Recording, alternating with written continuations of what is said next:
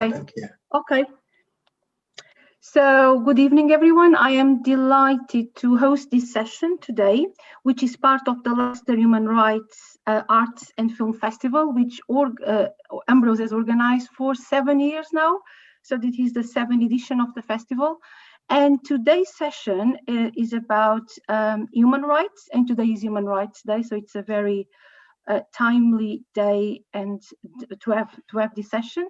And the discussion is about Status Now for All, which is a campaign, a national campaign in the UK and Ireland. And we have with us a number of representatives of a number of organizations which are part of the Status Now network. And these 5 or 6 people are going to talk about the activities of their organizations and the campaign from the perspective of the work they do. So I will start by introducing our speakers this evening. So we've got Sunitha Dwarakanath from Regularise in London. Then we have Mariko Hayashi of the Southwest and East Asian Center. We have also Vitalis Mapak. Is not here, but he's going to arrive soon. He's on his way.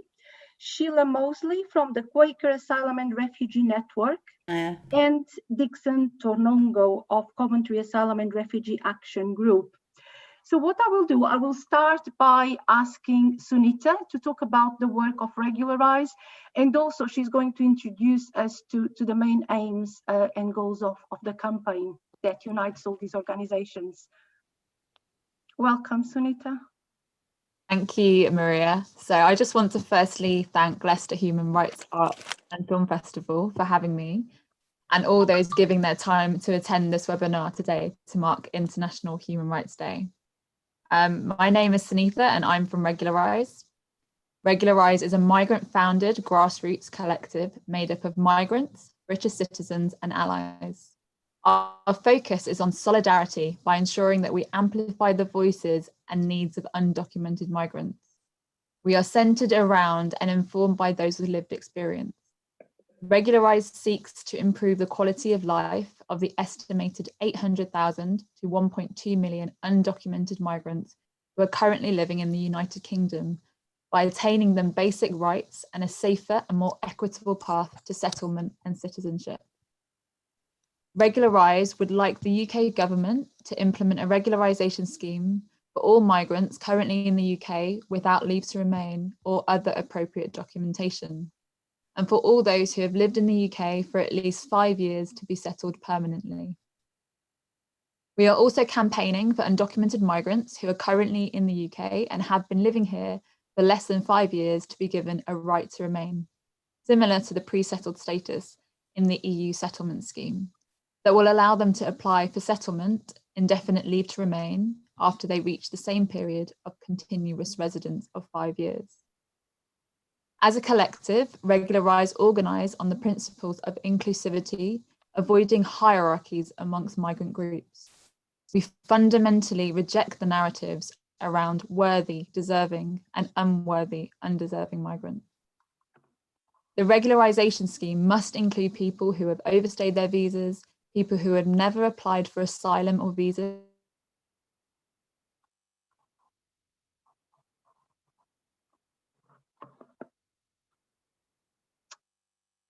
Is it my impression or okay.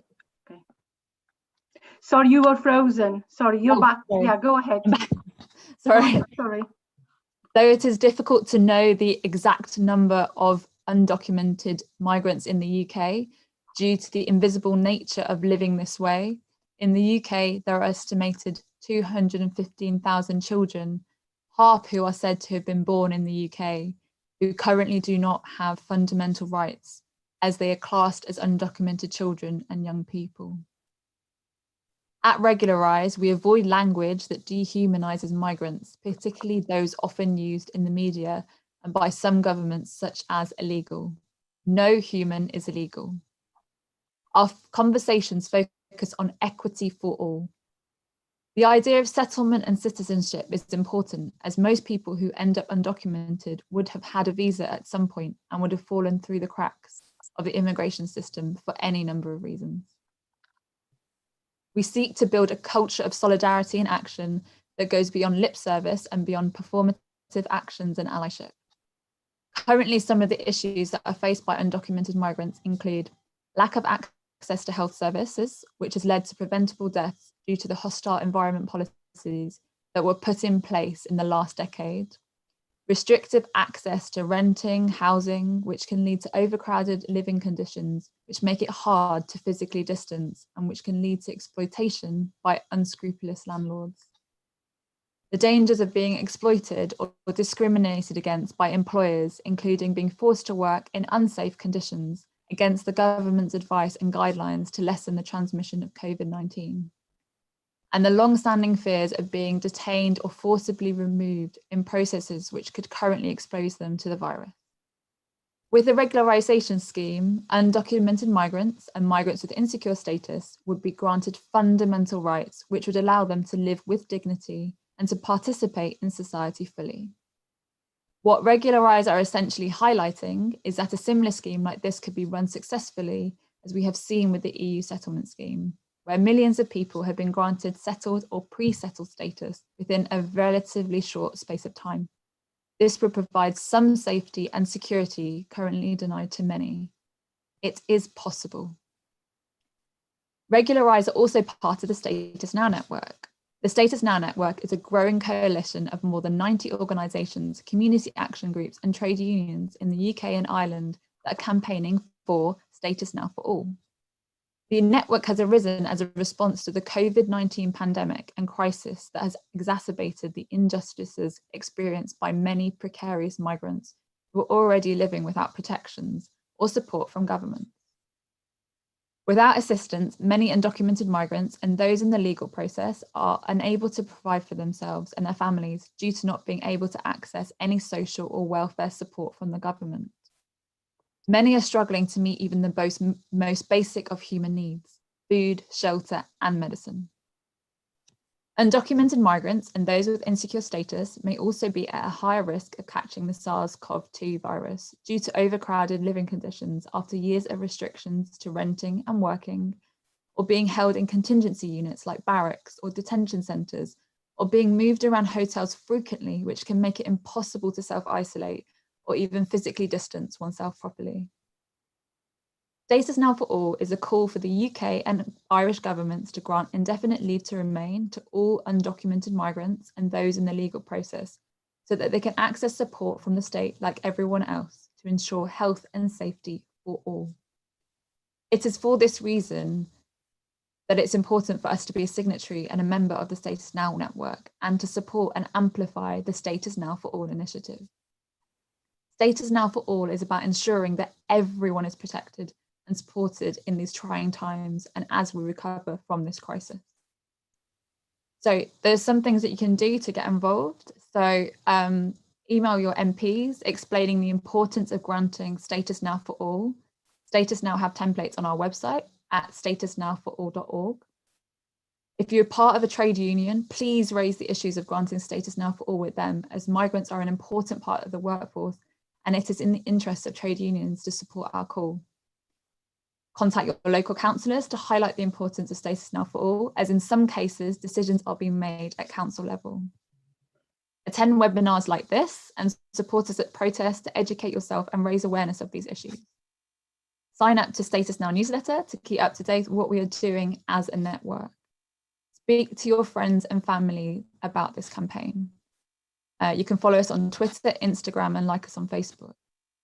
It's important that people get involved, as unfortunately, through years of the hostile environment and the discussions on migrants, people have become desensitized to the language around migrants. We need to engage on all levels, political, organizational, and with the public, in order to make real change happen. And that happens by the cumulative effect of individual actions that each one of you take. As a society, we must stand up and fight for the rights of those that are made most vulnerable by the actions of our government. No one is safe until everyone is safe. Thank you, Sunitha. Thank you. Yeah, we can clap in silence. That was really nice. Thank you so much for sharing your thoughts about the work you do with Regularise, and also giving us an oversight of what the campaign tries to achieve nationally. That was brilliant. Thank you.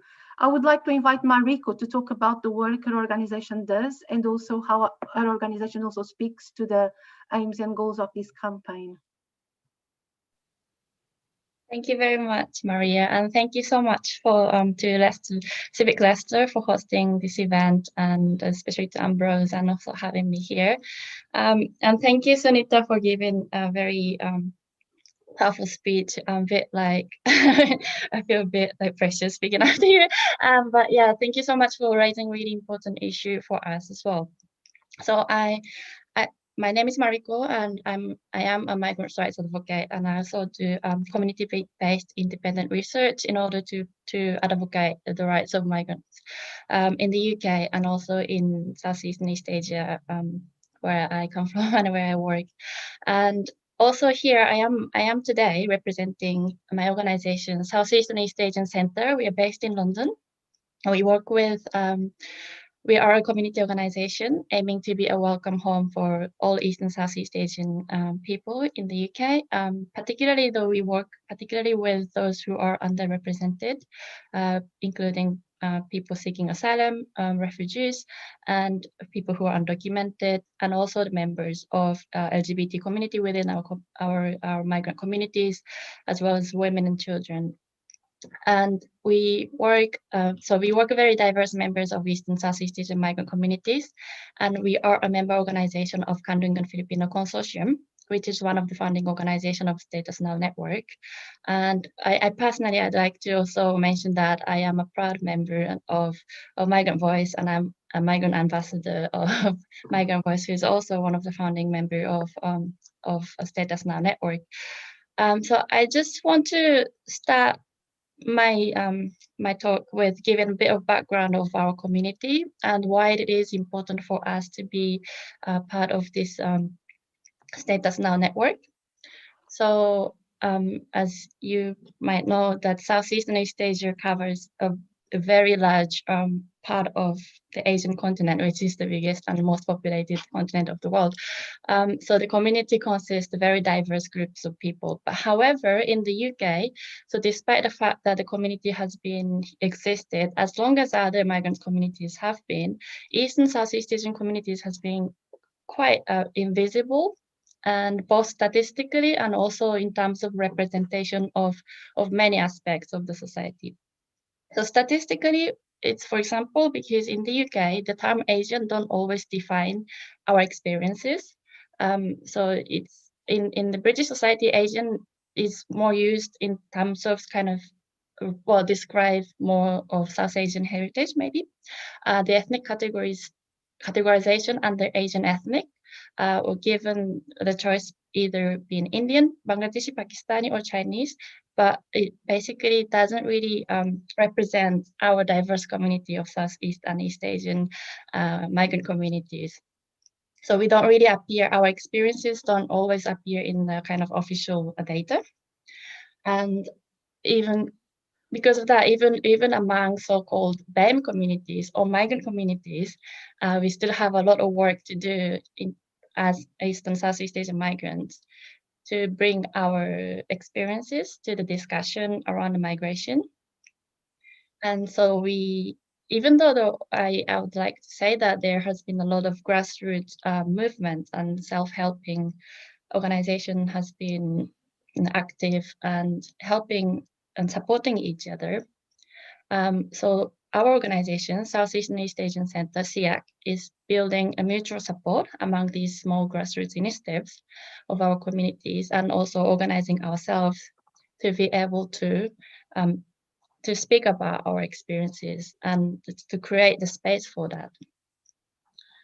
So, well, this is very important for us because as East and Southeast Asian migrants, being non-EU migrants, we have been severely impacted by the hostile environment as well. And it's important for us to empower ourselves and tell our experiences. And this is why it is important for us to join a national network of migrant organizations like this and to work together while we're telling our own experiences, but together with other migrant communities in the UK. We would like to amplify our voices to call for an end to the hostile environment. So this year, the COVID and the lockdown made us feel isolated and fearful or uncertain, or maybe some people experienced the loneliness. And it's been very confusing over all new regulations and rules emerging during the pandemic. And it's very difficult to make plans ahead. And some people might feel, you have no control over your life. But this is what the UK immigration policies has made a lot of migrants feel like for many, many years. And your life is determined by the decisions that Home Office makes, and you don't know when you get these decisions.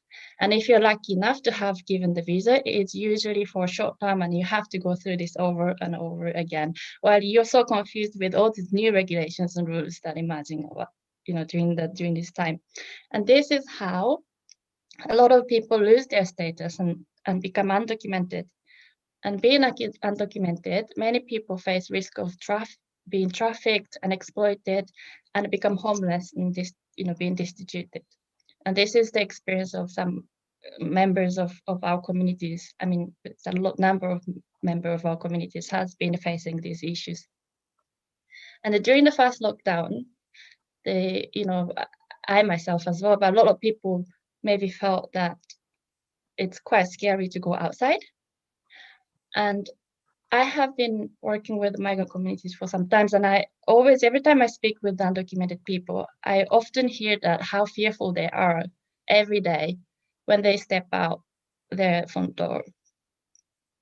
So many people have told me that they prefer to take on lived-in work as a domestic worker, caretakers, despite the risk of exploitations and abuses, because they do not have to go outside to commute to work and being afraid of being stopped and searched. So during this pandemic, and East and South Asian communities have been also impacted by hate crime against us. So the London Metropolitan Office data has shown that the hate crime against people of East and Southeast Asian heritage has tripled in the first quarter of this year, and it has been doubled in the second quarter. But if we live in this environment of fear, how could our members of our communities could report and stand up against the hate crime?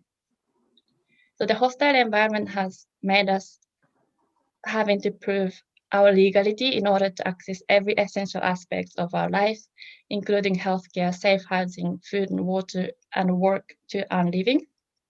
And using citizenships and immigration status as a criteria for things that are essential to their lives is discriminatory. And on this Human Rights Day, I want to remind ourselves and the British government that human rights are equal, universal, inalienable, indivisible, and interdependent. The rights to life, rights to health, the rights to family life, and the rights to seek safety should be protected unconditionally, and the hostile environment must end, and the status has to be given to everyone in order to uphold the fundamental human rights. And today, I would like to thank all human rights defenders in the UK and in the world. So that's from me. Thank you. Thank you, Mariko. That was really, really moving and powerful. Yes, I think it's useful to remind us what human rights are about on this day and how much of our human rights are not being respected and are being violated every single day. So that was really, really nice to hear. Can I invite Vitalis?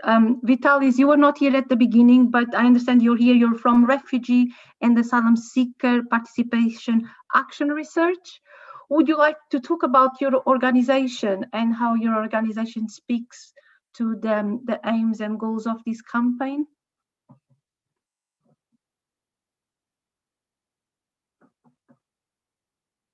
You might be on mute. I can't hear you yet.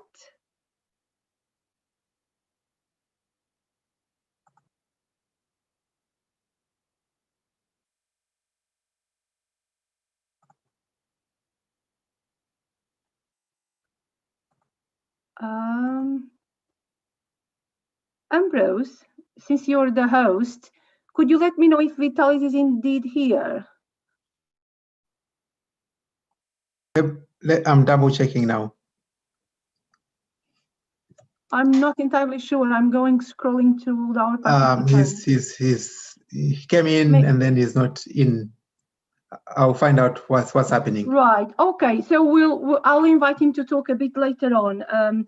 Sheila, would you like to talk about your organization and how your organization speaks to the aims of this campaign, please? Yes, I will do. Thank you. Okay.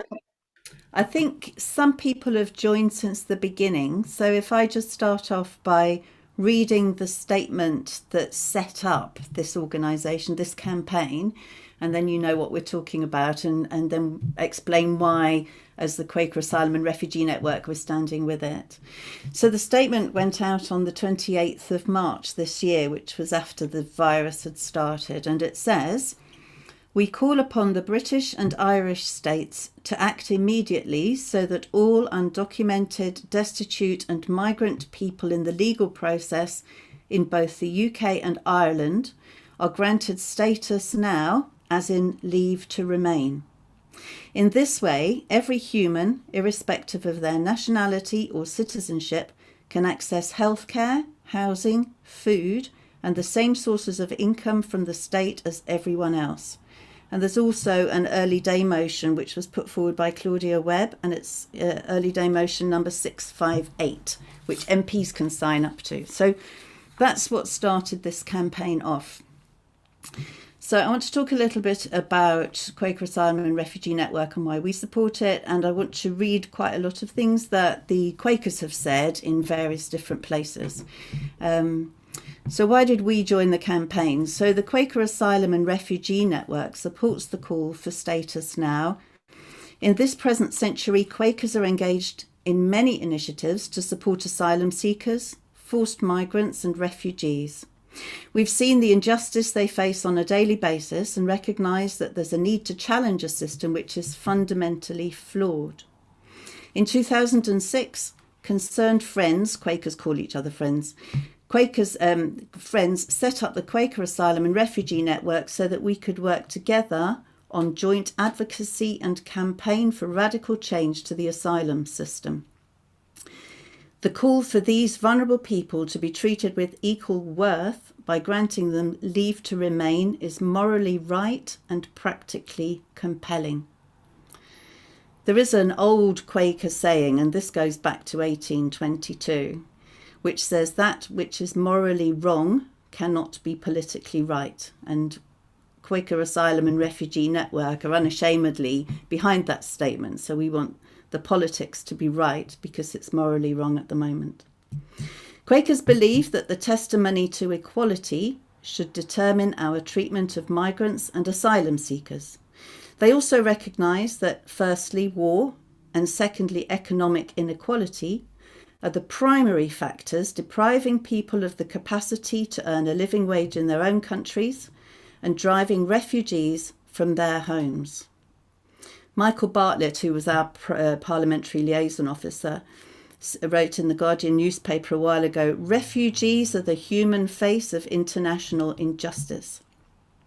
They are the place in this country where we see the real impact of inequality, armed conflict, the inability of failed states to provide a secure home for their citizens, and abusive governments. The impact of climate change adds a further dimension in increasing pressure on land and resources." And there are Quakers all over the world. Britain isn't the only place that there are Quakers. And there's an organisation called the American Friends Service Committee. And what they say is inhumane immigration policy must include humane immigration policy must include a fair path for undocumented workers to gain permanent residence status. It also must be coupled with economic and trade policies that permit working people to earn a living wage in their home countries, foster an authentic commitment to demilitarization, and lead to the peaceful resolution of internal and international conflicts. It's all joined, it's all linked as far as we can see. So our national organisation supports a network of over 100 local Quaker meetings that have made a commitment to become sanctuary meetings. They're engaged in practical work to build a culture of welcome towards newcomers in Britain, to challenge racism in all its forms, and campaign to change the laws on destitution, detention, and deportation. Our commitment to anti-racism, because we do see this as a racist issue, to anti-racism and migrant rights stems from our belief that there is that of God in everyone, regardless of race, ethnicity, nationality, or any other characteristics. So we believe that two mutually reinforcing factors are the main cause of racial and ethnic disparities in the UK.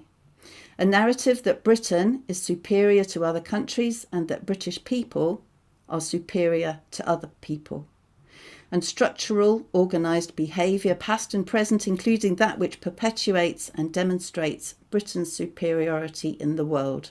This behaviour includes the transatlantic slave trade, empire, colonialism, militarism, and our trade relations with other countries. Many Black, Asian and minority ethnic people have come to the UK because this behaviour has caused their countries to be underprivileged and the UK to become a destination of power and prosperity.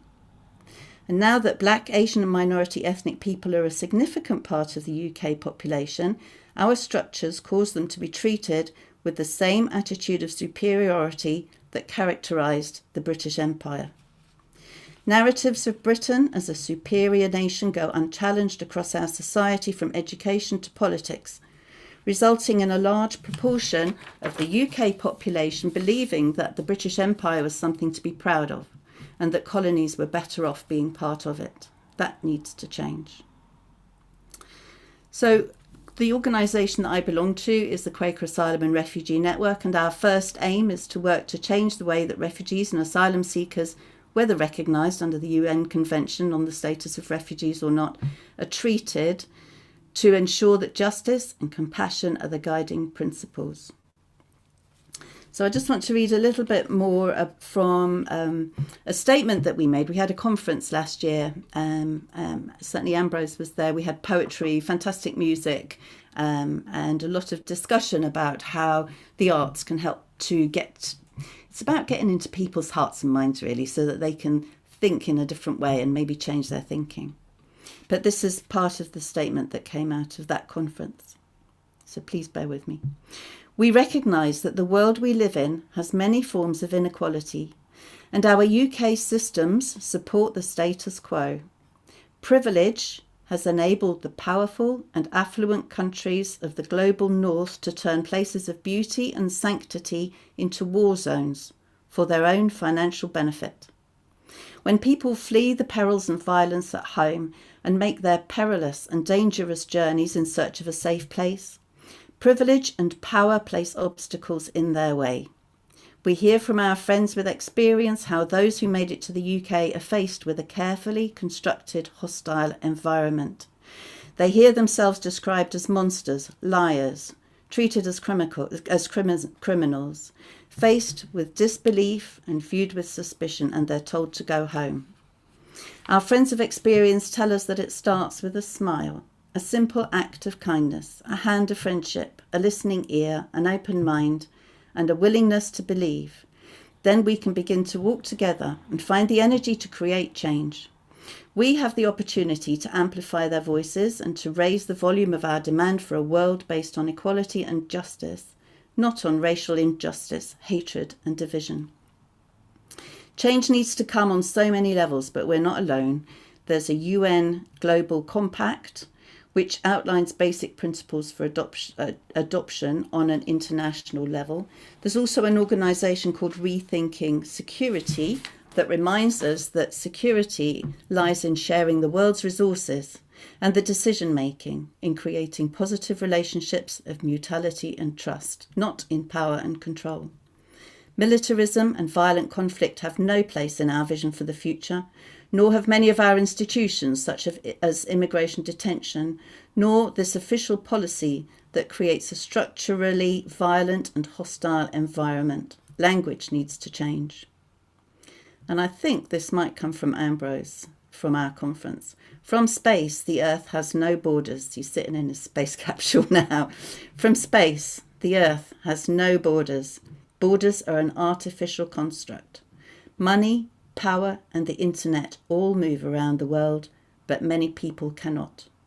And finally, love is our guide. Thank you. Thank you, Sheila. That was really moving as well. And yeah, I like the reference to space. So Ambrose has moved to space, so I can see the world with no borders. It's the latest utopia. So that's really insightful. Maybe something we can discuss later on. Dickson, I would like to invite you to talk now about the work your organization does, which is Coventry Asylum and Refugee Action Group. So you're very welcome to talk about the work you do, and also how the work you do speaks to this campaign we've been discussing in this webinar. Yeah, thank you very much, and it's a pleasure. It's my pleasure to be here today. And today, as introduced, my name is Dickson, and I work with CARAG. CARAG, as you may know, is a network of asylum seekers, Coventry asylum seekers, and refugee action group. CARAG is a grassroots migrant-led community organization based in Coventry. We do believe that people who are affected by immigration issues should be in the forefront speaking for themselves, and that's why we have formed this group. Our common cause is our life experience of the UK immigration system, which many of you know is very hostile and highly biased. We believe that helping our community to settle in the UK is very important. We join our community and let's achieve social justice together. We believe that together we can make a huge difference. CARAG has involved in many campaigns, among which are Status Now for All. The open letter, which has been signed by 55 organizations in the UK and Ireland, says it is imperative that everyone's basic needs are met during the current COVID-19 pandemic. And CARAG was one of the signatories to that. CARAG also carried out a campaign called Sisters Not Strangers. CARAG is proud to be involved with Sisters Not Strangers campaign, led by refugee and asylum seeking women to build solidarity for women who have come to the UK to seek safety, but end up finding themselves very destitute.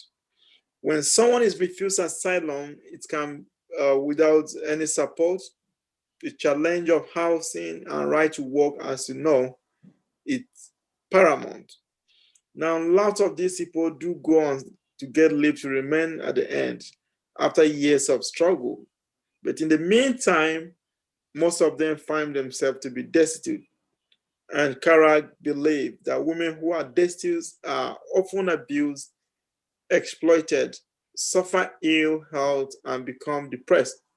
Therefore, they have joined the campaign to say, Sisters Not Strangers. CARAG is also involved in reclaiming the Coventry Canal. That's one of the projects that Coventry has been involved and is proud to be involved with this local project, helping to reshape the environment in Coventry because we are part of the Coventry environment. Our members are frequently involved with activities such as cleaning the canal paths, planting flowers and trees for more and for a more dignified and clean city. CARAG also involved in a letter to the Prime Minister Boris Johnson. And the letter we wrote was CARAG with other organizations send a joint letter to Boris Johnson, the PME. The initiative was to spearhead by the Jesuit Refugee Service. The content of the letter highlighted the issues people with insecure immigration faced during COVID-19 crisis. These issues include access to NHS, adequate housing, CARAG campaign, the right now to work in the UK. People seeking refugee status are banned from working while they await months and years, and often their decisions sometimes even end up being negative. Instead, they are left to live on £7 or those in the hotel, £5 a week, and those who have supported accommodation, £37 per week. And that is not visible to survive on, as it's inhuman to allow people to live a highly undignified life like that. So we believe in that campaign. We also make campaigns on right to remain and the right to a home. We believe that everybody should be entitled to a home. CARAG has been involved in this kind of a campaign. We also did a campaign on better housing for all. Now, these are the kind of works that interest CARAG as an organization. Let me quickly say congratulations to all of us here today, because as you may know, today is a Human Rights Day, which is often observed on the 10th of every December since 1948.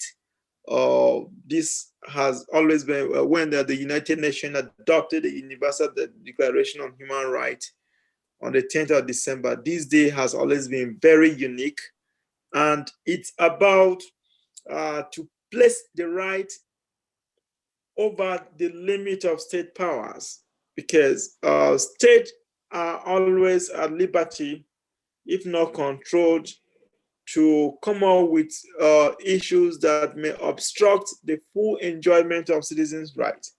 And that's the reason why the United Nations Declaration on Human Rights is a very key legal instrument in our hands we're advocating. And as you may know, this year's theme of Human Rights Day 2020 is to recover better, stand up for human rights. The theme is very apt. The theme for this year's celebration is quite encouraging, and it resonates with our work because it focuses on creating equal opportunities for everyone and addressing the failure and disappointment that all of us met during COVID-19 here in the UK. Many of us became very disenchanted, disenfranchised because of the hostile environment rules and regulations that many asylum seekers and people of black color or of colors faced every day.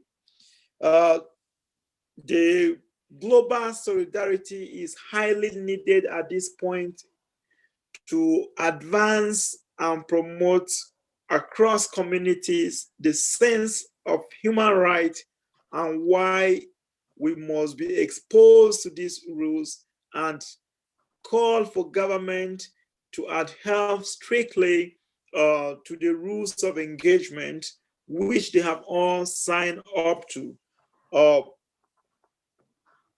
The pandemic, the COVID-19 exposed so many gaps in the issue of human rights. And this has once again reiterated the need to actually ensure by groups like us and other organizations to see that the Universal Declaration of Human Rights become more promoted and more enlightenment thrown on it, because it appears to us and so many others that the United Nations does not, that the UK does not give a damn to the Universal Declaration of Human Rights. And that's the reason why up to now, even though under Section 23 of the Universal Declaration of Human Rights, 1948, everyone has the right to work, the freedom for employment, and with favorable conditions. But in UK, people doesn't have that right. And there is no justification for this whatsoever. If you look at the draconian laws that the UK has been promoting, asylum seekers, for instance, have the right to work, but they don't have the right to pay. That's a gross violation. If you say, I have the right to volunteer, I should as well have the right to receive money or payment or compensation for my volunteering or for my work. Why will you subject me to volunteering, but said I can't be paid for my work? And that's a total departure from the Universal Declaration of Human Rights. So it's a huge violation of people's rights with impunity. This ought to be corrected. This ought not to be so, because as we talk, the UK is quite aware that everybody have the right to work. And that is the reason why they will not limit you from volunteering. Now the challenge is, if I can volunteer, why can't I work to earn an income? And let's look at it from this way. The money the UK government spent on keeping people in hotels in the name of emergency accommodation, which lasts for years, it's totally unacceptable, because that money is huge. It would have been a better option on the taxpayers for their money to be utilized judiciously instead of wasting it on hotels. So it does no one good. Either the UK government, the citizens, the taxpayers, or the asylum seekers, or people who try to seek immigration status in the UK. It is only those who perpetrate those draconian laws that end up being beneficiaries, those who are the helms of the affairs that bring those draconian laws that benefit. No one benefit, not even the citizen benefit.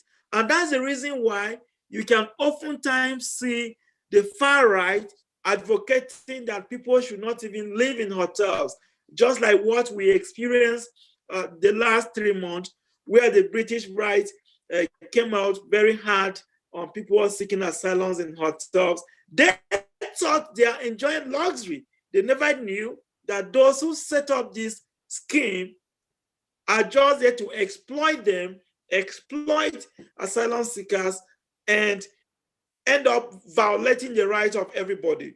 So we advocate seriously that the right to work is not negotiable. The right to work is a basic fundamental right.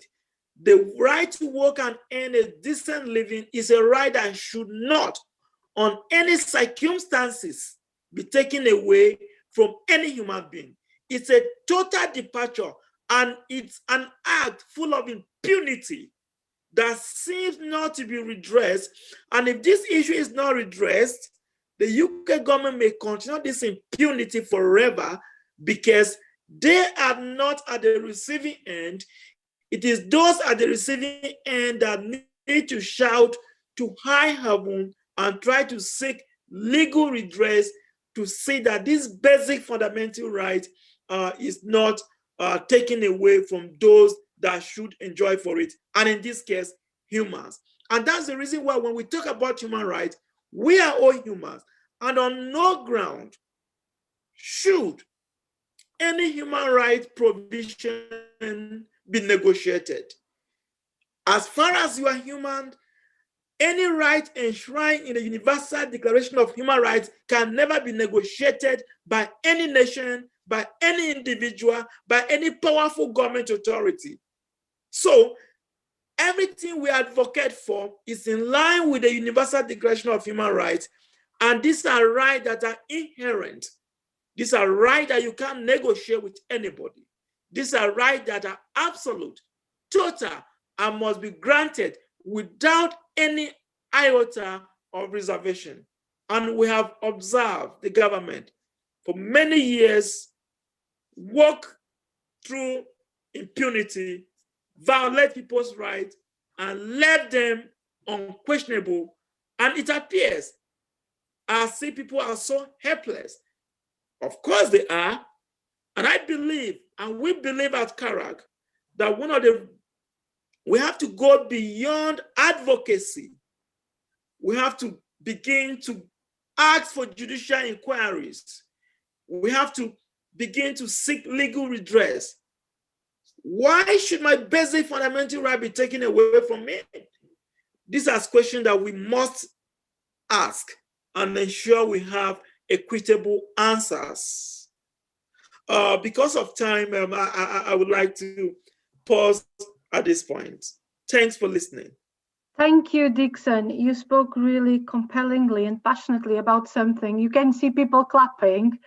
It's been a very powerful speech, and I really, well, that's something we may want to discuss a bit later on, but I found it very compelling that you said that the right to work is non-negotiable, and you made a very, very strong case for that and for the abuses that asylum seekers endure in the UK. And for example, I know from a collaboration I've got with communities in Uganda, and in Uganda, for example, asylum seekers and refugees have the right to work.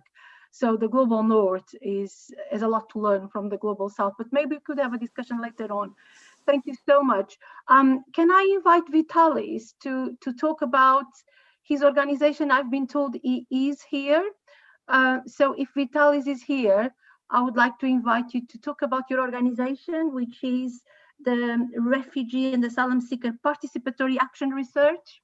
RAPAR. Hi, Are everyone. you here, Vitalis? Welcome. Welcome. I'm So, very sorry yeah. for coming up late. You know, sometimes when you try to handle these devices, they are very difficult. So I came in earlier, but the internet was not that strong, so I have to just, go where I can get a better signal. So thank you for giving me the floor. As you all heard from her, I'm Vitalis from RAPAR and originally from Cameroon, and the Vice Secretary of RAPAR. Today, I'm happy to be among you guys, and I would like to also throw more light on this big day we are all celebrating, which is the Human Rights Day. As we all know, this day was introduced and made legal by the United Nations in their charter, where they come up with the United Declaration of Human Rights. And since then, a lot of people have been gathering together to honor and praise this day. So that said, I would like also to join you people, which is a culture, a custom for everyone to gather and to help humanity grow and excel in the community. A lot of people suffer throughout the world, and these people include asylum seekers, refugees, and migrants. These are people who, because of one reason or the other, leave their home and try to find protection or safety in another country. But in the course of this journey, they encounter a lot of difficulties, which some may end up being involved in situations like human trafficking. Others may face detention, which is a big question I always ask myself, why? I'm not part of the law-making body in any country, but I always ask myself that question, why should people who are just genuinely claiming asylum in another country be put in detention, which is a sign that their rights are being taken away at that moment, which to me is not really fair. Asylum seekers and refugees, or whatever name you may like to call them, are human beings, and all of them were created by God.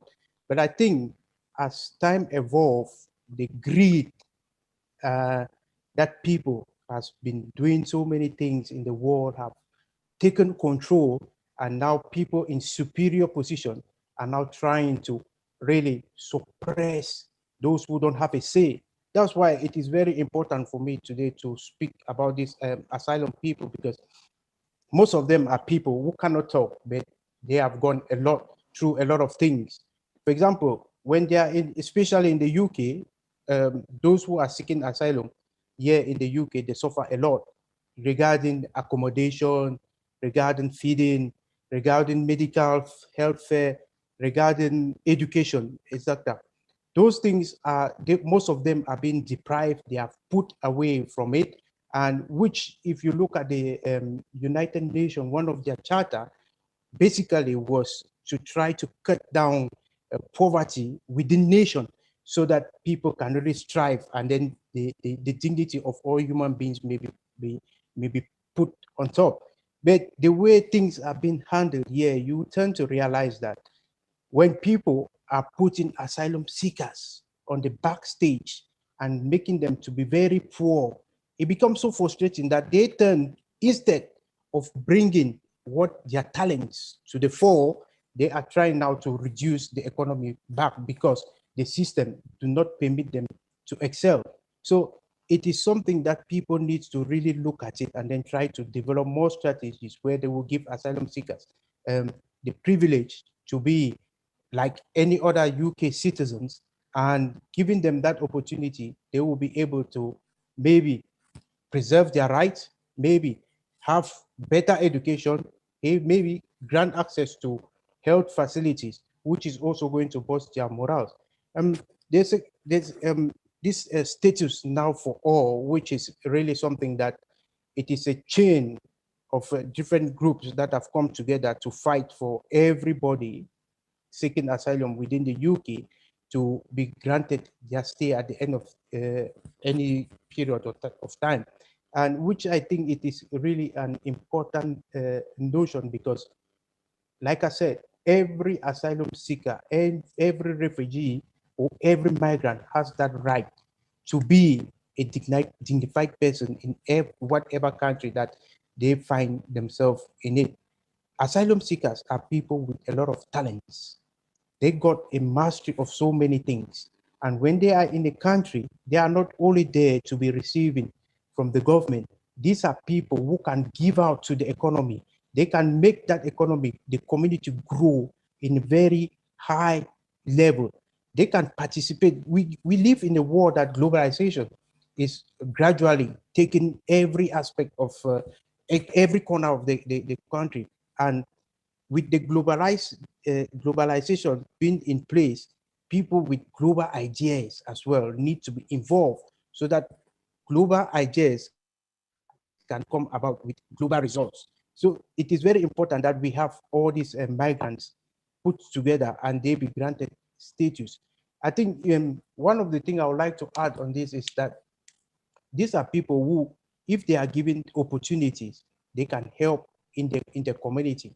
They are involved in, if you look at most of the communities that we have around here, the migrants are involved in cultural activities. They perform a lot of dancing. They perform in theater acts, and they do so many things, which is a plus. I think so many British people like visiting them to see how they perform in so many in a lot of theaters in the UK. If they are given the rights to stay, I think they are going to make UK great. And to crown it all, to completely, I think, eradicate this notion of poverty, asylum seekers must be given that right to work at all time in this country, because that is a big problem most of the asylum seekers are facing. They cannot excel in anything. They go from one place to the other. And if they were given that opportunity to work, then they will be able to do so many things within this country. It will help them to even cut down most of these indiscriminate works that they are involved in, where they tend to be exploited by so many organizations.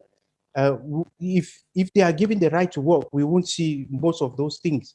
And I think it's a very good step that the government to try to look at it and put people on a better platform so that everybody can be well treated in the economy and their rights preserved. Not to take too much of your time, I would like to also say a little bit of kuku to our brothers in South Africa, whom I know the Human Rights Day in that end is supposed to be on the 25th of March, I think, where they celebrate the the Sackville massacre, which was a very something that a lot of people were killed at that end of the country during the apartheid. So I'd like to also give consideration to them and to say to them, we stand with them when March comes, when they are celebrating the Human Rights Day as well. Thank you very much for having me here today. Thank you, Vitalis. I just wanted to say something. You mentioned something that the other speakers haven't mentioned, and I think it's interesting, is the fact that this network, this network of organizations that is supporting and leading this campaign reminds us of the importance of connected struggles. But you also mentioned that this struggle should not also be national struggles. You should connect the local and the global with the local, the national and the global. And I think that is something that is really important, how we make sure that all these struggles are connected and they make the cause much strong. So that was really interesting to hear. So there are a number, there's quite a few people here, and there are a number of interesting comments in the chat box. I do have some questions as well, but given that there are people here from other organizations that also do work that is relevant to the campaign, I would like to invite them to comment and respond to our speakers, to what our speakers have said and shared here this evening. The best way to do this, if you go to the participants list, you can raise your hands. If you click on participants on the bottom, then you can see a list of participants on the right, and there's a feature that is raise your hands. If you raise your hand, I can then invite you to speak and comment, or I can just pick up on something from the comments on the chat and invite people, but I don't want just to force people to talk. So if anyone would like to say something now, I'm just checking the. Okay, Tony, do you want to say something about? Yeah, go ahead. Because I'm convener of Coventry Against Racism. We're not a migrant organisation, so I think it's probably just worth saying a little bit why we joined the network. What we recognise is we have a major role of education within the city of Coventry, and we see the importance, therefore, Status Now Network, of putting over your stories to people in Coventry so they fully understand them. And whilst we're a city of culture and a city of peace and reconciliation, there clearly is a lot of racist misinformation spread around, and the network plays a very vital role of actually getting the true story over.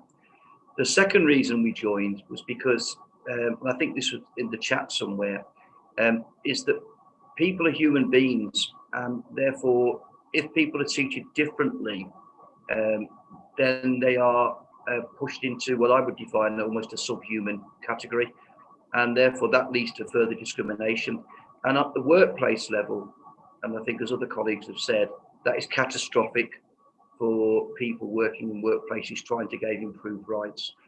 So we're very much behind and working with yourselves to get status, as the colleague from RAPAR said, and other people have said, the right to work, but also the right to get that status recognised now. And we are liaising with other groups and anti-racist groups across the country as well, and talking to trade unions about that. So all I can say is solidarity, Maria. I can't say much more than that, because our role is a supportive organisation, not a migrant organisation. Thank you. Thank you so much.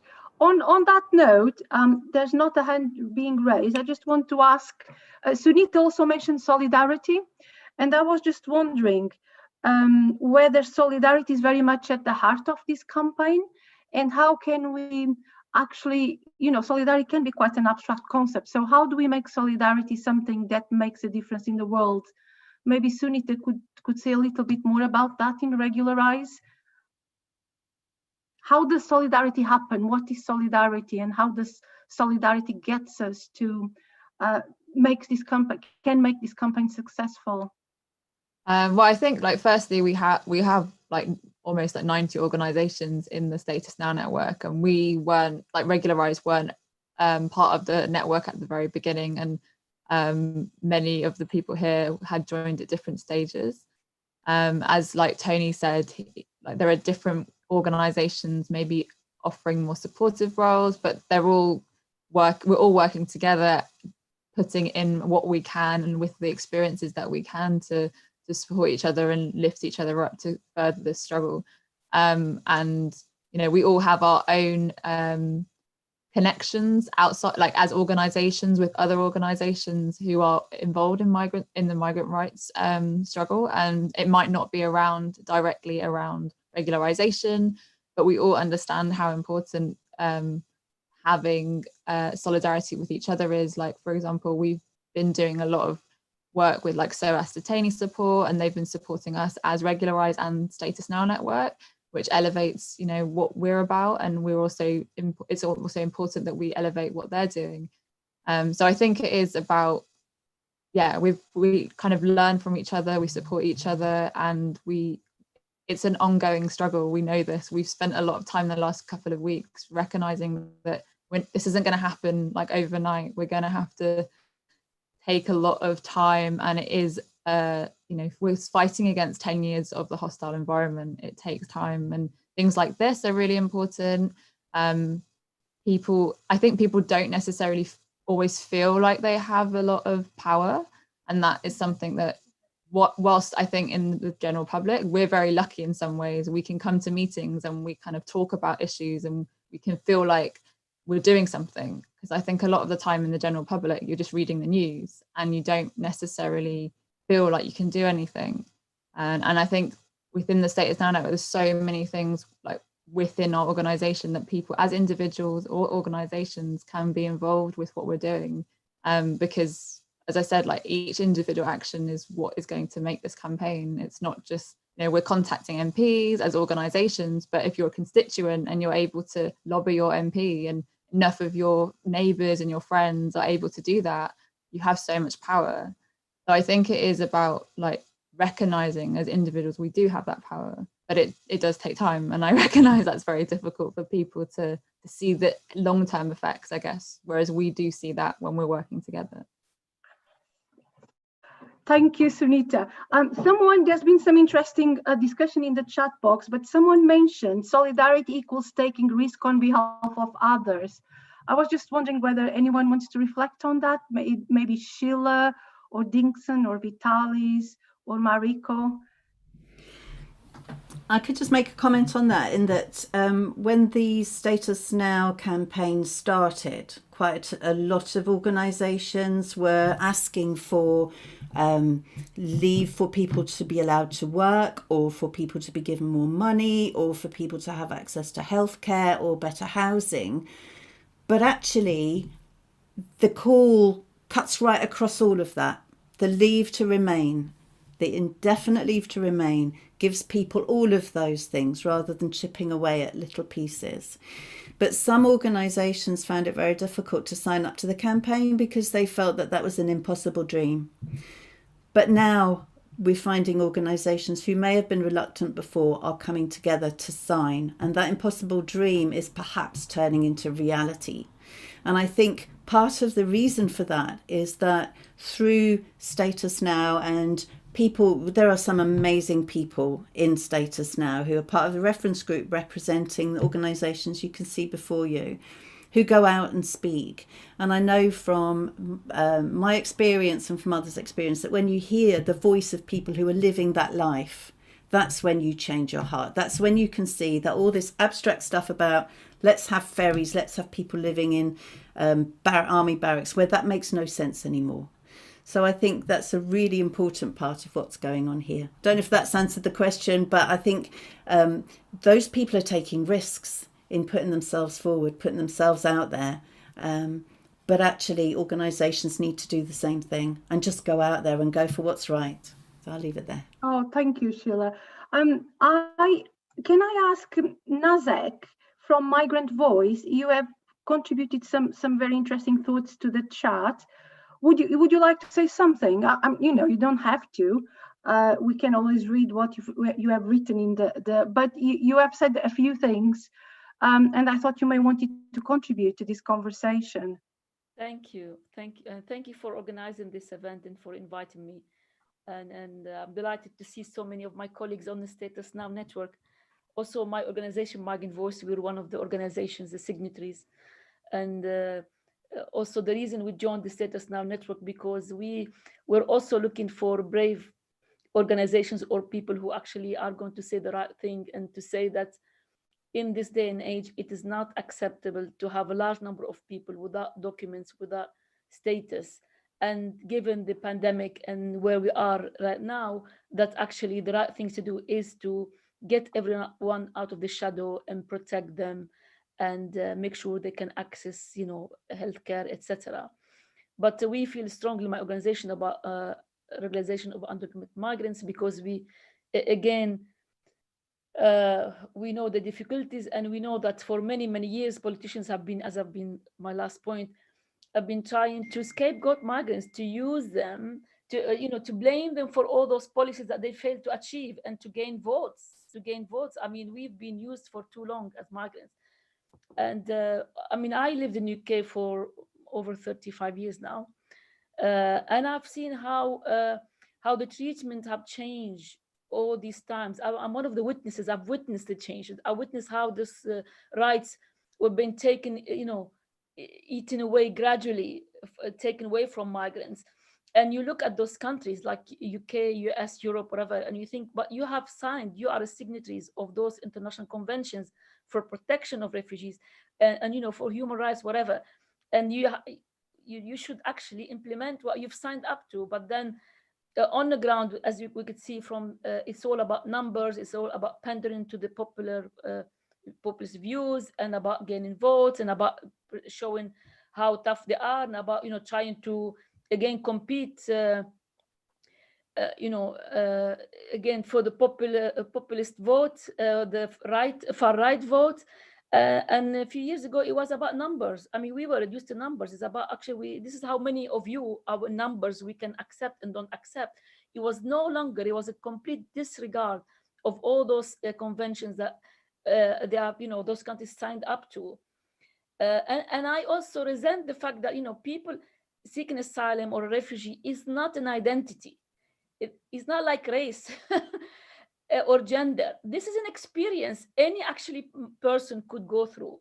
And you can't keep actually abusing people and, denying the rights and discriminate against them based on that experience they had.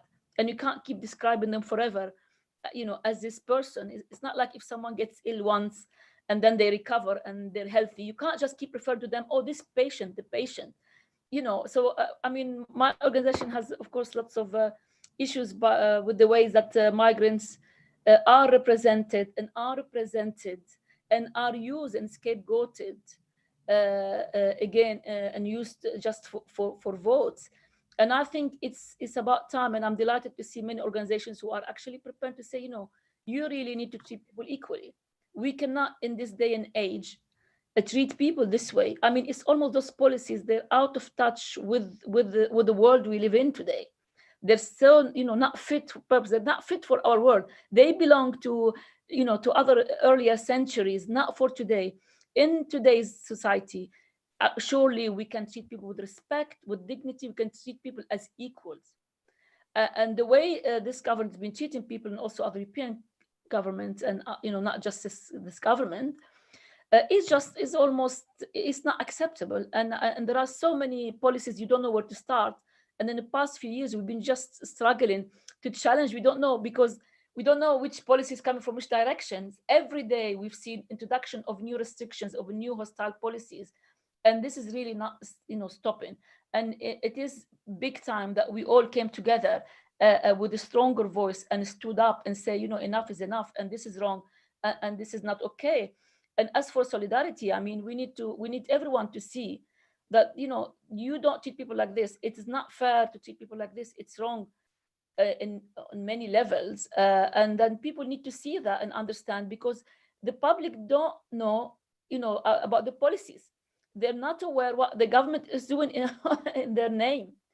And I think it's up to us to raise those voices and to tell the public and to challenge and to start, dismantling this hostile environment, dismantling all those unfair and unjust and out of date policies, and creating a society that is actually good for all of us. maybe I'll stop there because then, you know, I get too angry unless you want to ask me a particular question. Thank you. That was really good. Can I just comment on that and then maybe ask a question to everyone? You said something that I think is really important. I didn't actually introduce myself, but I'm Maria and I'm a sociologist based at the University of Leeds, the School of Sociology and Social Policy. And I'm very interested in citizenship. And obviously citizenship is a lot about the relationship between the state and the citizens. But what you are saying is something that I think is very important and relates to solidarity, is that your struggles, you know, what all these organizations are also about building better connections and relationships with other citizens, with allies, with people in the wider community that do not know about the policies, like you are saying. So I was just wondering whether you think a way forward for the campaign and for the struggles that are concerning you is how to get more people in the wider community, the white majority, to join the cause, to join the struggle, and put pressure on the state. Or you need to really keep putting pressure on the states and on changes for policies. I guess there is a starting point. There is, you know, migration is not a one-way system. It's not one-way street. And people in the West, they travel all around the world. It just, the only difference between them and us is it's very easy for them to get visa, or in most cases, they will not need a visa. They can just pack, book a flight and travel. They don't understand our struggle. And they think, and then when see you coming, they panic. They think everybody's coming their way. No, you know, UK, 10% of UK citizens are migrants abroad. I mean, although they call themselves expat, you know, you can call yourself other names, but you're a migrant. So many, you know, Europeans and Americans, they are all around the world. They go to work, for holidays, to live. They just don't face any problems or any barriers. Now, but when other people come, this is when they start putting, you know, the government start putting barriers and, you know, screaming of terror that, oh, we've been invaded, you know, and people start using those terms and this narrative. I think people need to understand, look, it's a two-way system, it's not one-way system. And like you can travel anywhere and work and live. And I'm sure many people, including those who are fleeing war and persecution, asylum seekers, if they can actually travel easy to another country, they will go and apply and work and maybe don't apply for asylum. They just go because you can get visa legally. But the problem is, it's not possible now, almost not possible for someone fleeing a persecution or war to claim asylum legally. There is no legal route. Almost the legal routes have disappeared. They don't exist. So if you live in war, what do? Do you just stay and die? I mean, you know, you want to move because you're not meant to die in a country just because you were born there. You know, people should be able to move. The same as, you know, the West, they travel north is not just one direction. The travel is both ways. So I think people need, this is the starting point, that look, like you can travel anywhere. You just don't think it's a problem. I think we need to make it easier for other people to travel. And just like you, like us, you know, we travel for different reasons. It's okay to travel. It's not a crime. But government in the West, they turn almost migration, it's linked now to illegality, criminality. It's just the way it's spoken about is so negative. And it's only about one type of migration, the one that's coming to their countries, but they don't see themselves as also migrants, and they don't see, you know, the differences. I think the public need to be aware of that. Look, we're just like you can, you know, pack your bag, you know, buy a ticket online and just go to the airport. Other people can't do that because you don't treat them equally. And I get annoyed because some countries where, you know, I mean, originally from the Lebanon. So a British person to go to Lebanon holiday, you don't need a visa. You go at the airport, you give you a visa at the airport, you're very welcome. Now try as a Lebanese person to apply for a visa to come to UK. I mean, lots of people do get it, but the barrier, the application, the cost, the process, it's a nightmare. And a lot of the time you're refused for silly reasons. Like we don't think you have enough to go back to your country. You might want to stay in the UK. I mean, the reason people given for being refused is horrendous. So I think people need to be aware of that, and we need to tell that story. We're not telling enough. Thank you, Nasek. I am aware that Councillor Danny Myers is here, and I was wondering whether you would like to say a few words and respond to these discussions. Hi, yeah. Thank you. Thank you, Maria. Hiya. Obviously, I've only joined recently, so I haven't heard everything, so apologies. Okay. Yeah, but I mean, I've heard people about, people have mentioned about taking a risk in terms of the stance that we've taken in Leicester. We're back in the Status Now campaign. The City Mayor has, the Council has, and the local Labour Party has. We're very happy to do that. For us, coming from a city like Leicester, that's not taking a risk, because Leicester's population is comprised of many, many, many, many thousands of people who had to make the same call that the people that we're working for today have made, and have made a new life in Leicester. That's especially since the 1970s, but obviously going back before then. And it's part of our civic identity. It's part of our political identity. It's what we stand for. So we're very happy to kind of lead and support the campaign, the Status Now campaign. We're very happy to make very clear our position politically very clear. And in terms of engaging with the inadequate resettlements program that the Home Office has, we support it as much as we can. We've got 1,000 refugees and undocumented and asylum seekers in Leicester. I think that's the second largest city in England, and we're certainly not the second largest city, so it's a disproportionate amount of compared to what other, so look, like I say, I think there are a number, it's not just Leicester, I think there are a number of cities for whom, and I think there's a much stronger sense of civic city political identities emerging now.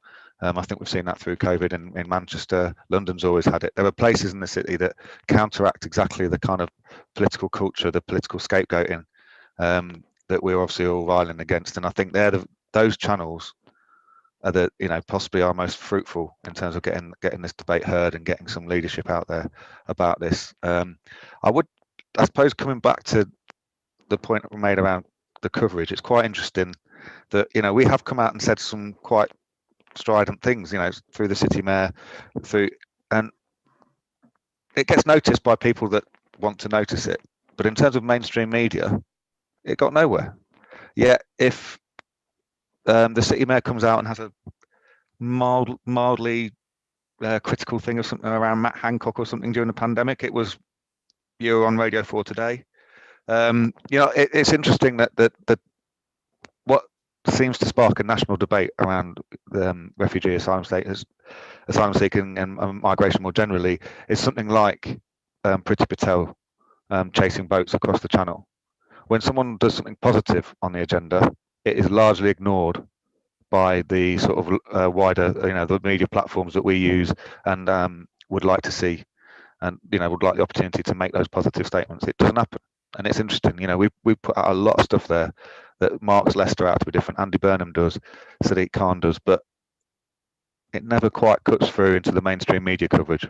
But when something horrible, when something really sort of, that dog whistle racism that we're talking about, that's used by this government and other populist governments across Europe, it's really depressing to see the kind of media platforms just respond to that. That's what gets on the news agenda, and it's frustrating. But concentrating on the positive, what I have noticed and what we're very happy to contribute to is that there's a different voice emerging from the UK, a different voice from people like Nicola Sturgeon, from people like my boss, the City Mayor, Sir Peter Soulsby, from people like Andy Burnham, from people like Sadiq Khan, who are prepared to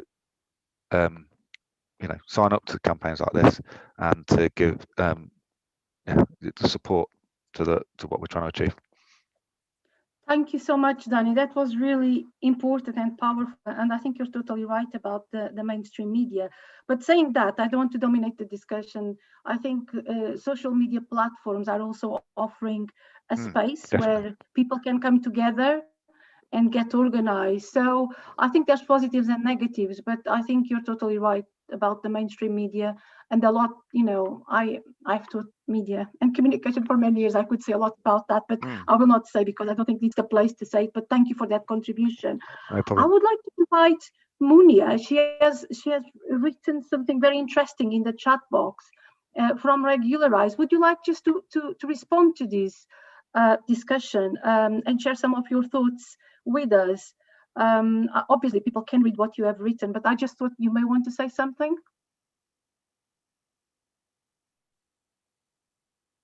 Or may not.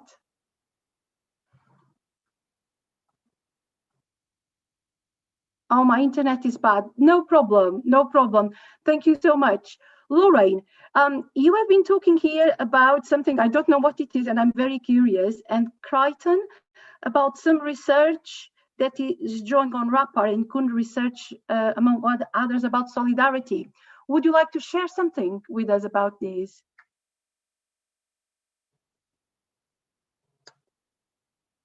If you are still here with us, or you don't tell me you've got bad internet connection. Is it Lorraine or Crichton? Because I think Crichton put about his article that he says will be out next week. So I don't know. Oh, you're Lorraine. Okay, yes, Lorraine, but you also said something about solidarity. And then Crichton mentioned something about research. So I was just wondering whether you, Lorraine, and Crichton would like to say something about this? Yeah, about this research and about your comments. Okay, yeah, I think my comment was on solidarity.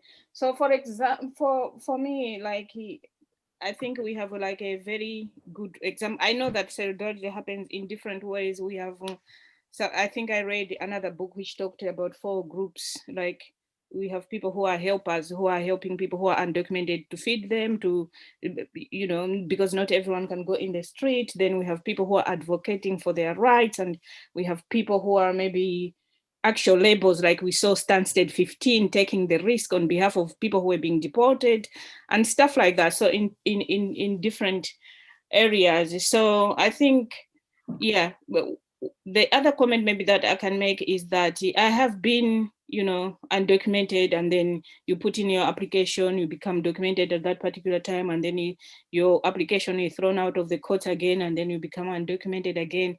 It's not easy. It is a hard life. So what we are asking for people about status now is because, like in my case, one, yes, it's about myself, but also it's about the other lives that are being wasted. I've been in Coventry from 2016, but I've seen people, asylum seekers, dying from just in the streets because there's nobody to look after them because they've lost their mental capacity. So now talking about the pandemic, it's so scary. And we've been hearing also about evictions and not evictions, evictions and not evictions. It creates anxiety in people. So people don't know where they are, like whether we're gonna continue in this room that we have been given at the hotel. And not everyone was given a room in a hotel. Some people are still in very difficult situations. Recent case that I was also involved in, someone is sick, but because of the fear that people have, it's even hard to get to A&E. You go to the A&E, they still tell you go and register your GP. To register with your GP, they say, no, we want ID. I don't have ID. So it's back and forth all the time. What if this is COVID case? What is happening in the environment that this person is living? So it's really something that I think we all need to reflect on. And maybe, like everyone else has said, that let's act in solidarity, because asylum seekers are human beings. So you become undocumented for various different reasons, which we can't explain every single case, but it's the same human beings. They came here in different ways, seeking asylum. You get refused, you become undocumented, then your profile gets worse and worse, like you are a bad person or whatever it is that people attach to you. So I think it's just about listening to our stories and helping us so that we can win. We want a status now for all as a matter of urgency, because in my case, I'm tired of seeing things. I'm tired of seeing people dying. I'm tired of seeing people getting refused from support to get healthy care. I think it's not fair. Thank you. Thank you, Lorraine. Thank you for sharing those thoughts with us. Colin Molloy, if you're still here, you mentioned in the chat that the Lift the Ban campaign is gaining so much support and it remains winnable. I was just wondering whether you would like to tell us a little bit more about this campaign and why do you think it's winnable? Hello, everybody. Hello. I think research has shown that more and more people are backing the campaign, and we are getting more and more people from within the Conservative Party backing that campaign. I mean, I'm not saying that we're going to win it this year. I think we're under one of the most evil governments we have ever had, and things are looking very depressing, really. But this is one campaign that there has been mobilization and a coalition of many, many organizations behind that's looking more positive now than ever before, even though we've been campaigning on this for many years. And do you think it's is controversial that it may not be winnable? No, I don't think that. I was just wondering, why do you think basically, I think my question is, do you think it's the network? Is it so many, it's a coalition of so many different organizations, from cities to grassroots organizations coming together? What makes it stronger? I think that is very interesting. That is a network, but what is special about this network? Because on the one hand, I think what triggered it was COVID-19 and the pandemic that just shown with much more compellingly how destitute migrants and asylum seekers could be under a pandemic. And by showing this and by making these injustices more public, then it created an opportunity for this network to grow. So I'm just wondering whether this network could go, much further than other campaigns when you're all together. Certainly the coalition and the networking is really important. I think there has been a lot of capacity put behind the campaign, including research. So research during the lockdown showed just how many people with health skills, for example, were not able to work just when the country needed more people, in that sector. And I think, yes, the research, the coalition, also the mobilisation of local authorities, and I think that is an area where, I'd be interested in what Danny thinks in terms of Leicester City Council. City of Sanctuary launched a local authority network just yesterday, which was attended by over 100 people. I don't know if Leicester City was there, but many local authorities have passed resolutions around Lift the Ban and are mobilising behind that campaign. And I think that has, I'm glad to see you were there, Danny. There were 3 screen loads, so it was quite difficult to keep track. And I think there is a lot of power there in terms of the local authority network coming behind the status for all. I think there has been maybe a reluctance in some parts of the sector to come behind the status for all, because people were worried about it not having a worked out kind of policy strategy behind that. And there was a lot of fear, certainly in my own organisation, there was a lot of fear that we could be throwing people under the bus, that if people came, if we won the principle, very quickly people might be asked to come forward. If that principle was delivered by the Home Office itself and people came forward without the legal support, they could possibly be detained and deported quite quickly. That, in fact, there's a lot of policy thinking behind this. And I think in the Lift the Ban, there has certainly been a lot of partners coming together to thrash that out, to put forward something that's actually been attractive to even Tory MPs. I see. Don't know if that's helpful or not. No, it is very but, interesting. I'm pleased to say that just today, the Chief Officer in City of Sanctuary has been won over to obviously the principle for, not that there's been any objection to the principle of status for all, but to actually mobilising behind that principle, even while there is still policy to be worked out. That we will be signing up on that, and you will be seeing our logo, behind your campaign, which hopefully will be some contribution. Thank you, Colin. Thank you, Colin, for sharing that with us. Thrashed out in how it will actually happen in a way that doesn't make people without legal support vulnerable, or people making statements like, I had to work whilst I was destitute in order to survive, and being immediately criminalised for that. Yeah. I'm just checking the chat. Is there anyone else who would like to contribute? It's 5:30. I think there are still quite a few people here. Is there anyone else, any other organization that is present here who would like to say something about their organization and how they support the campaign? Anything they would like? Oh yeah, no, that's Tony. It's a legacy hand, I presume. How do I do it? Or you can just talk. You can Yes, just talk can I just, if that's easier. Sorry. can I just chip in about? Go ahead, Danny. Sorry. Yeah. Yeah, sorry. I was just going to say.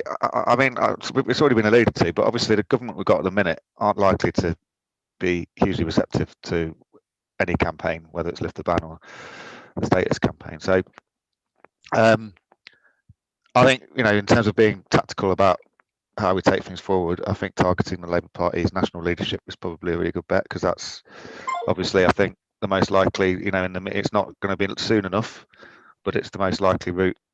And I think they've got a political, being very sort of cynical about things, but just sort of setting that out, I think they've got a big political challenge around the populism that we've all kind of condemned.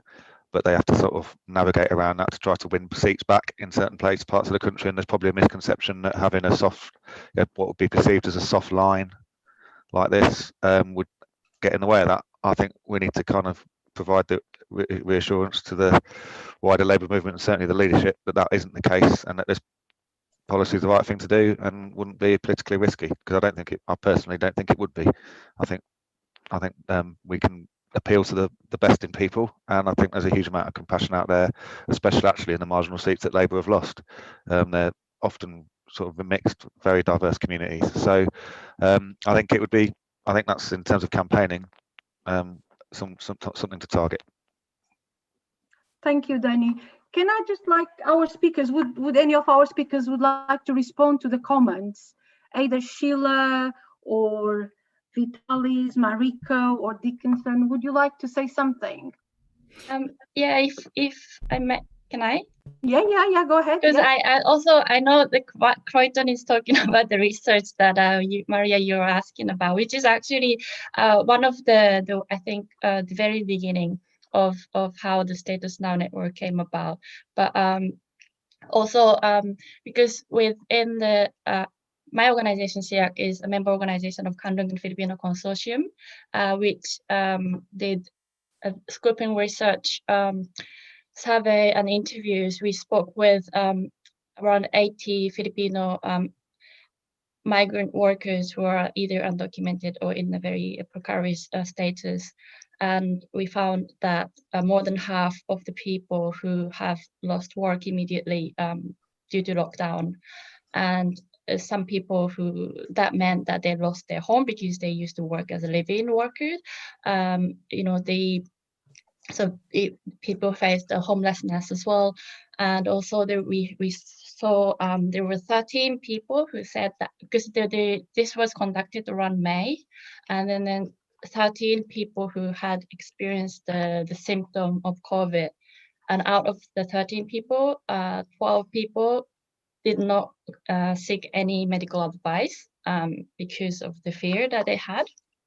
So all these experiences that we had, and also sadly we did have people who from our communities who passed away without being able to seek medical help. So that was the research that came out. It's called The Chance to Feel Safe. And I think that's what I'm pretty sure that's what Croydon was talking about in the chat about the Filipino community's experience. And I just want to say one thing here is that I think, all these vulnerabilities of migrants, especially people who are undocumented, people who are seeking asylum in precarious situations, this is very systemic issues, that the issues that people face during the pandemic is really rooted on how the society and the government has treated and positioned these people in the society. And for me, it's like sort of giving maybe like just one, that's how I say, like the human rights is very interdependent. Giving the rights to work doesn't solve the problem, it comes all together. So this is how the hostile environment has made migrant communities vulnerable, has been showing, and the issue has been always there, but it's just become deteriorated so much. And I don't think it solves issues, when you sort of give this little rights here, there, and this another little bit rights and freedom there, it has to come together. It's really a narrative, and it's just how the people are treated. That's how I really feel at the moment. Oh, thank you for that, Mariko. That was really, really nice to hear. I was just wondering whether Vitalis or Dickson would like to say something. I can see a thumbs up for Colin. I don't know how you do that, Colin, in Zoom. If anybody wants to know, if you look at the bottom of your screen and on the right hand, at the bottom there's some icons, and the last one. Oh yeah, okay, yeah, reactions. Yeah, very good. It becomes more interactive. Yes. You can either clap or put a thumbs up. Yeah. Yeah, Dickson or Vitalis, is there anything you would like to say in response to all the conversations and comments? No? Well, let me just add something, but not Go ahead. the comment, just on some of the works that we do at RAPAR. We are trying our best to put the asylum seekers within this region in a very good state that they can be able to do things for themselves. And we have set up so many groups that we have the mental health groups that we try to bring people together, and always every Saturday we meet, we try to educate them and try to tell them what they need to do so that they can be stabilized and get their health and then be doing things within the community. There are other opportunities that we are giving them, that is like, if anybody finds it very difficult to he's feeling depressed, and he or she haven't got the means of going to the doctor, we have quick numbers. There are 3 people who are always available that people can always call them at any point in time. And if the people whom they have called cannot manage their situation, then those people can always refer to another hierarchy that will give them a rapid response that is needed. So those are some of the things that we do within RAPAR, and maybe some other groups can benefit from that by introducing that to their own groups as well. That's it. Oh, thank you, Vitaly. So basically what you are saying is that you are helping people in very, very practical ways when they are fearful of how the system works. You find a way around. Yeah. That's great to hear. Thank you. And Dickson, is there anything you'd like to say in response? Oh, Leslie, there's someone here. Leslie, is there anything? Okay, go ahead. Oh, it's Dickson. Okay. Okay. Yes, go ahead. One thing I noticed is there's a general consensus among speakers and people who contributed that there is a human rights violation to people who seek asylum in UK, or people who make attempt to have immigration status in UK. I could see this reflect in every presentation. However, one thing I know for sure as a lawyer is when rights are violated, they don't readdress themselves. I've tried to study the human rights violation in the UK for some time, and I've come to realize that people who complained about their human rights violation do not seek redress. I notice people just make advocacy. We can do legal advocacy to address some of those sharp practices. Complaining, lamenting is good. However, it will not address this. And that's the reason why those we accuse of violating our fundamental rights has continued to do so without looking back.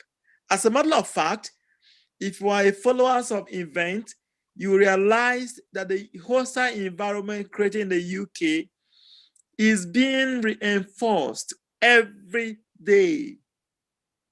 People's rights are being taken away on daily basis with new, as a matter of fact, they invent new methods to make people feel the pains of what is going on. When they realize that people are beginning to be comfortable, they bring more intense machineries or measures against people's rights. This will continue as far as we only lament on groups like this. I therefore make bold to propose that we make good use of the judiciary. It is not an offense. It is not a crime to seek legal redress on some of those core issues. These are legal matters that can never be resolved by lamentation. The courts are there to listen to issues of human rights violation, and I would like us to take our advocacy forward and begin to reflect on this issue, document them, seek legal redress. And the beauty of this is, once you are able to obtain a judgment, that becomes a law. So there are ways of making laws, not only at the parliament, but judicial precedents serve as laws. This should be one of the ways we can make a headway. And I believe strongly in this, that it will definitely be a panacea to some of those challenges. Thank you. Thank you, Dickson. That is very, very interesting and powerful. I am just aware of time.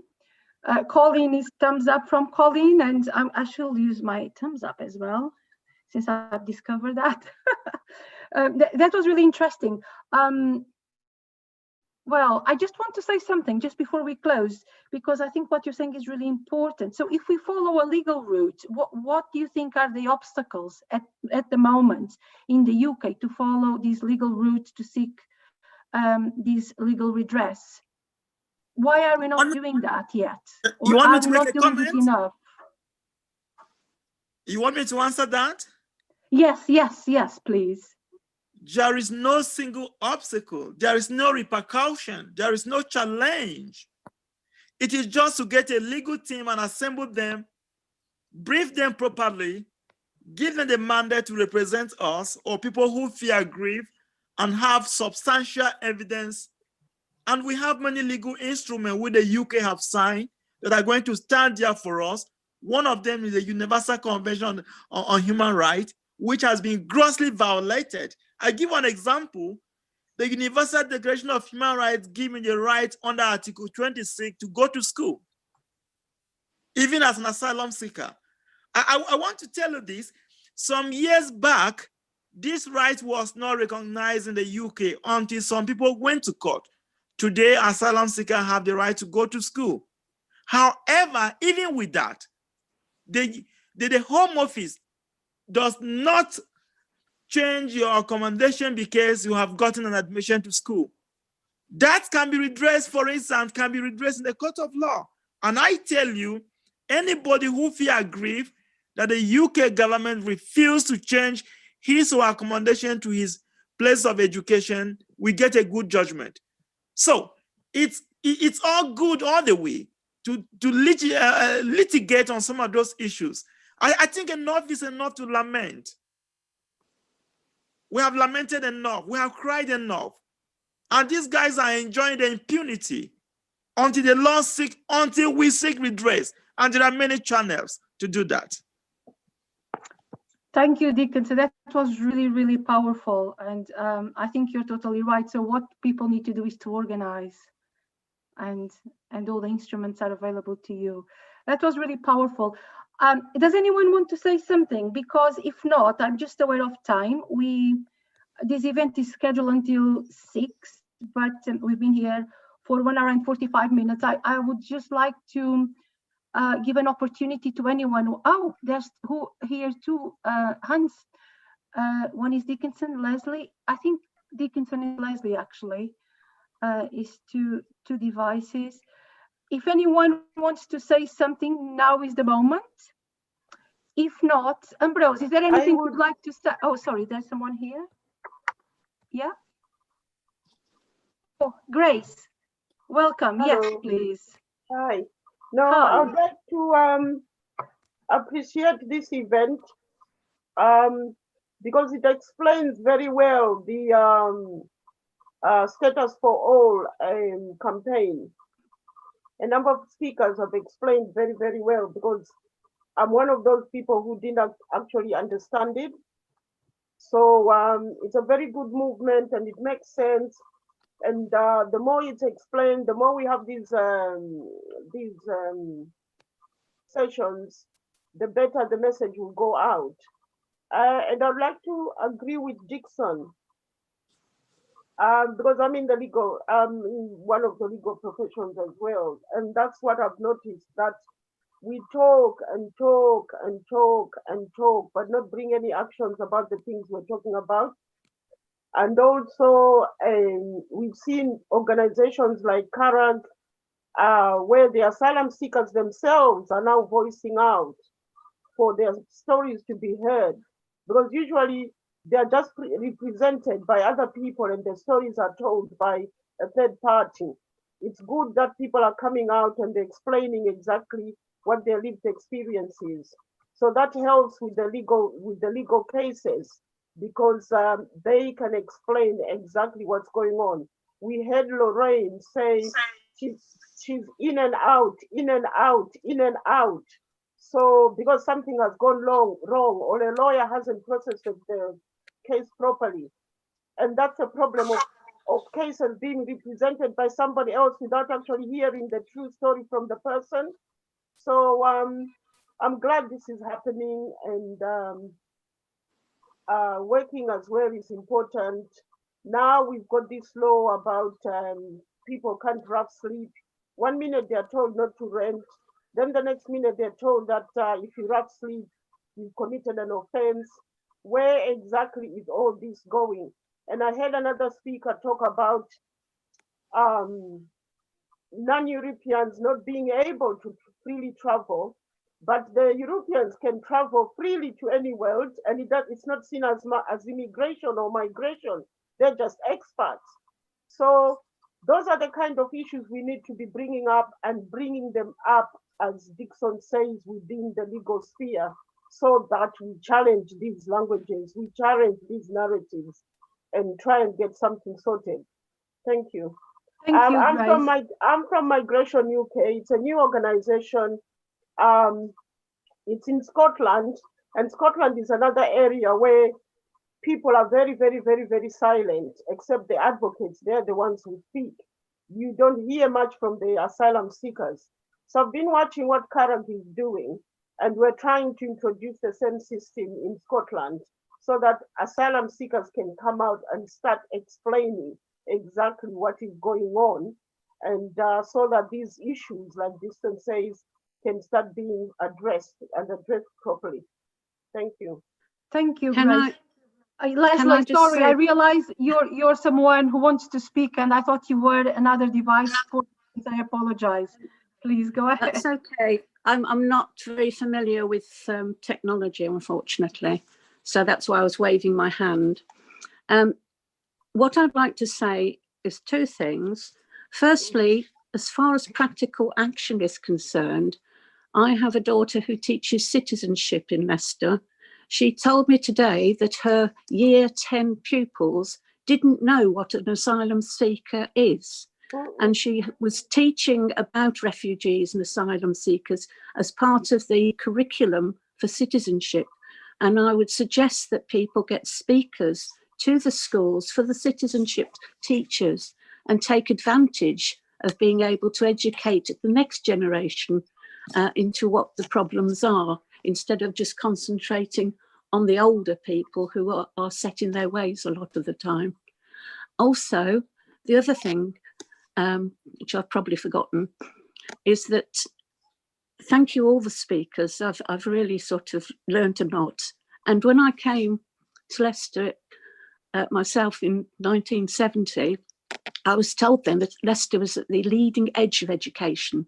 It's fallen behind, not because of lack of will, but because of the evil governments that we've had since. So my sympathies and empathy to you all. Thank you, Leslie. And just to add on to that, where the lady Leslie said the children don't know what an asylum seeker is. And my observation as well is the population themselves can't actually tell the difference between an asylum seeker or a refugee, that the different rules apply to people, and people didn't even understand that there were different rules for non-Europeans and Europeans, and the press that people rely on for this information don't understand it either. So they're just putting anything out there, misinterpreting things, using the wrong terminology, and the whole information becomes more and more confusing for people. And then you get the wrong people being targeted. So it's up to us as a community to start doing the educating. Thank you. Thank you, Grace. Sheila? Yeah, okay, I'll be fairly brief. I'm thinking about hope, because we need hope. That'll keep us going. There are lots of things against us. One is that this government has consistently created this hostile environment and continued to do that despite COVID and all the impact that has on people who are undocumented, including taking them out on aeroplanes to other countries, which is bad in itself, but with the virus, you know, it's just awful. We've also got in our immigration rules permission for the government to make an emergency power that grants people leave to remain. It is only for a year, so we're not behind that, but they could do that if they wanted. I'm aware that while all this is going on, a lot of money's going from the state to private businesses, Serco, Clear Springs, Mears Group, loads of other organisations, and that fits with the Conservative government. But at one time they made what they would call an amnesty. We don't talk about amnesty because nobody's done anything wrong, but the legacy system that they overturned a long time ago, I can't remember how many years ago now it was, they decided that a lot of people could have leave to remain. There is always hope. There's a loud voice from the far right, but they're a small number. There are lots of people who would support what we're saying, but are silent. And we need to get that voice out and raised. And that can go through unions. It can go through community groups where we're involved in, church groups, talk to your MPs, talk to the people who you know who might be in the Lords, for example, you know, just get that voice out there, because public opinion is really, really important and will be on our side. Oh, thank you, Sheila. That was fantastic to hear, and I totally agree with you. So it's nearly 6 o'clock, so I think I will close this webinar and this discussion that was very lively now. But before I do so, I would like to thank Ambrose for asking me to chair this session. It was a pleasure to meet you all and to hear about all your struggles and all you've been doing. It's just amazing to see how how all these struggles and how this company is growing so strong. And let's see where this gets us. And I agree with you, Sheila, just keep getting this voice and talking to people and unions. And that's the first thing I'm going to do tomorrow. I'm just going to email my union and let my bit. So thank you for that. Ambrose, would you like to say something just to close this session, since you organized and invited all these amazing people to be here? Is there anything you would like to say? Firstly, I don't want to put you on the spot because you're in space, but from space, seeing the world with no borders, what would you like to say? Firstly, I'll say thank you for sharing today, and also to the participants, thank you very much for taking part, and everyone who attended. Thank you as well for taking part. Danny, maybe afterwards we could talk a little bit more about the local authority network. I'm not sure that he's still here. You might have yes, I am. Yep. Oh, you're still here. Yes. Yeah. Maybe we could talk a little bit more about the network and see if there are things that we can do together around that. I'm happy to stay on the call if you want. Okay. All right. Thank you. So that's all from me. And the festival will return next year, where it will run again from the 4th until the 10th. The aim of the Leicester Human Rights Arts and Film Festival is to draw attention to human rights issues at home and abroad, and to encourage people to do what they can and the festival ends on December 10, which is Human Rights Day. Our theme for this year, for this Human Rights Day, has been Status Now for All, because we believe the campaign makes a lot of sense. I think this is the message that all of us should be working towards.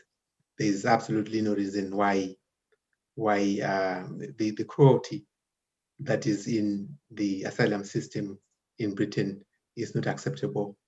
And if we don't speak on it, what are we doing? Are we agreeing with that cruelty? The festival, for one, does not agree. So we support wholeheartedly the campaign that Status Now is put together. Back to you, Maria, and thank you. Okay, I'm just gonna close the session, and thank you all for staying for this session and for your contributions. There are very interesting contributions in the chat.